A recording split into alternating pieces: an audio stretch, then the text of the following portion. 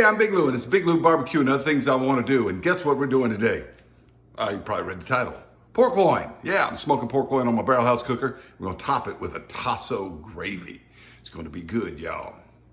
I'm going to season it with Uncle Steve's Shake thick meat. Now, the thick meat variety is a little different than his others. His others all have sort of a reddish tint to it. You can see the cayenne and stuff in there.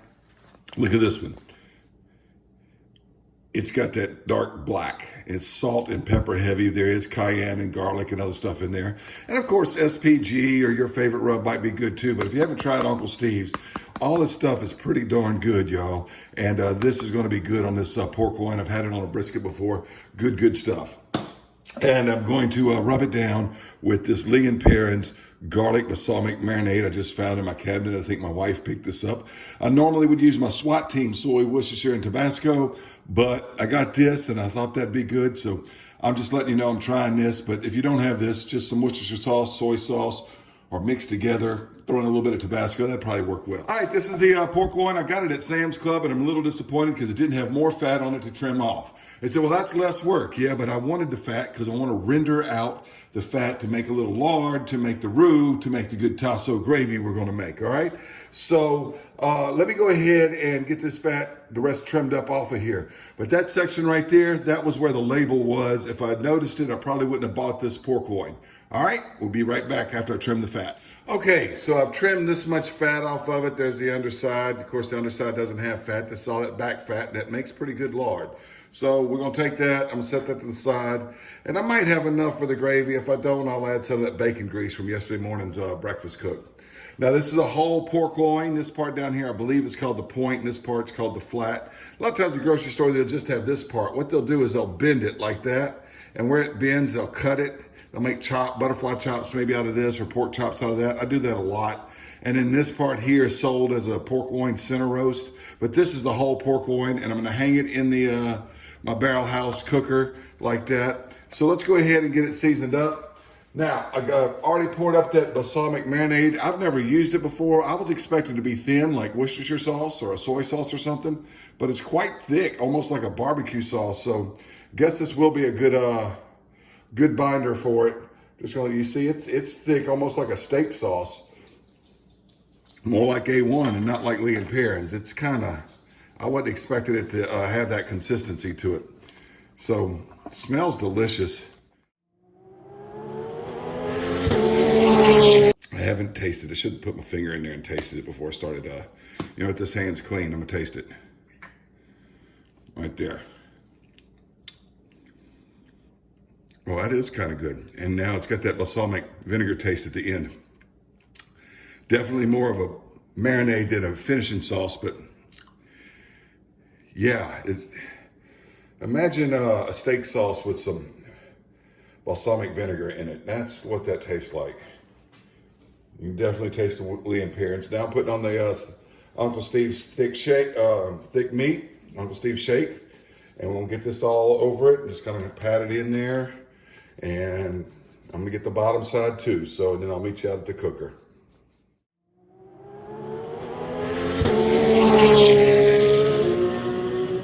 I do want to point out that these shaker bottles, especially with this thick meat, is perfect for shaking. It doesn't spill out too fast. It doesn't come out too slow and get annoying. It comes out like just the right rate. So I don't know if Steve planned that or not, but this works a lot better than some of the others. Some of them, they just dump out. Some of them, you can't hardly get the seasons out. But this comes out pretty good in that shaker. Just real smooth. Anyway, I'm going to go fire up the smoker. I'm using Royal Oak lump. Now, I don't normally use lump charcoal in my barrel house. I usually use briquettes, but I got a very good scientific reason for using lump today, and that's because that's the kind of charcoal I got. If I had briquettes, I'd probably use it, but I got lump, so that's what we're using. All right, and I put a little lighter cube in there in the center, and that's gonna get the charcoal going just fine. If I'm using briquettes, I usually just dump like a third of chimney in between it, but with a lump, use a little charcoal lighter. Anyway, it'll work. All right, now I'm gonna hang this pork loin right down in here, just like this. And we're just gonna let it cook. I am gonna put a probe in it in a moment, but right now we'll go ahead and cover it up. For the Tasso gravy, we need the Trinity. That's ribs of celery, 2 ribs of celery for 1 bell pepper and 1 onion. I would chop that up, but I may only use half the mixture.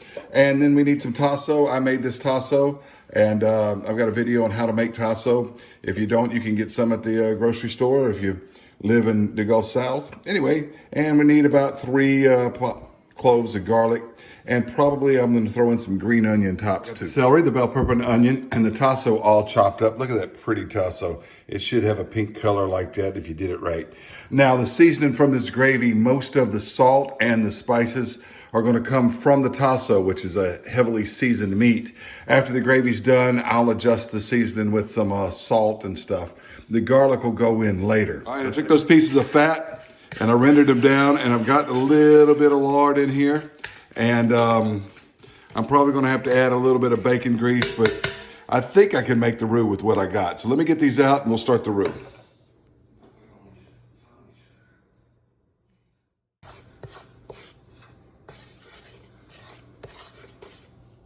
All right. Just stirring the roux around. I'm going to get it a little bit darker than this, but not much darker. It's almost ready. All right.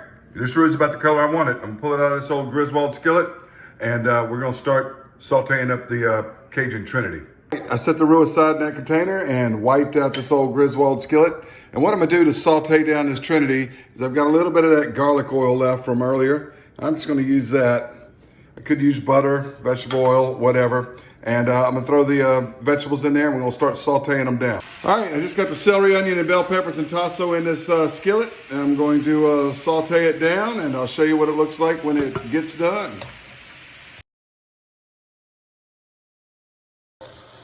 All right, the garlic's started to get soft, so let's add in the roux.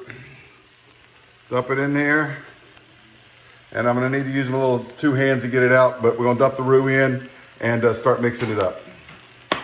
All right, got the roux there, and we're gonna start mixing all this up. We're gonna add in some water. Stir that around and get that going thick. All right, and Tasso gravy's got the water in it. I'd use pork stock, but the pork stock is still frozen in my freezer. I forgot to take it out, so we're just using water, and I'm probably gonna add a little bit more. Taste it, adjust the seasoning, add salt and pepper, whatever I want to it. If it needs some, the Tasso probably has it salty and spicy enough. Well, it's above 150, that's where you want it. I like pork to be well done. Now this bottom was touching that grate down there. I'm kind of worried about it being a little overdone. All right, this gravy is done. I added a little more water, and we put a couple more twists of salt in there from the salt grinder, and 5 or 6, maybe 7 twists of the black pepper, and it's ready to be served, and so is that pork loin. One more thing, that pork loin was on this aluminum pan, and as it rested, some of the juices leaked, and I dripped some a little bit. You know, we'll drip a little bit more into that gravy too. Stir that around and we'll serve this gravy up. All right, well there it is. That's that end that was closest to the fire. I should have used the extension kit, but I think it's gonna be all right. So that got a little crispy on that end, but it's going to be good. And there's the 2 potatoes. All right, so let's go ahead and just cut this up. I'm gonna cut right through the center. Looks like that right there. A little bit of smoke ring on it, a little bit, but it's gonna be good. Just cut it into slices. And you'll see I don't think I've ever had one in the barrel house that's this juicy. All right. Anyway, let me get it all sliced up and we'll serve it. All right, got it all sliced up in pretty slices, still steaming a little bit. My wife has laid claim to this darker part right there, and she likes it there. I could have used the extension kit and avoided it, but the whole thing came out delicious. All right, here it is all cut up. We've taken a few bites of it. That's that darker piece right there on the end. My wife likes it when it gets burned kind of like that, and she said she's already had a bite. What'd you think? I thought it was very flavorful and wonderful. I love it when it gets a little bit charred. I got the potato here, and my son wanted the one with the thick slices, so I got the one here, and I'll take just some of this gravy right out of the pan, spoon it on the potato, like that, and over these slices of pork loin. Just like that. Let's try it. All right. Cut this pork loin up. And you know what? I don't know if it's tender because it didn't cut with the fork, but now well. That's tender. That's good. I need a sharper fork. Delicious with that Tasso gravy on it.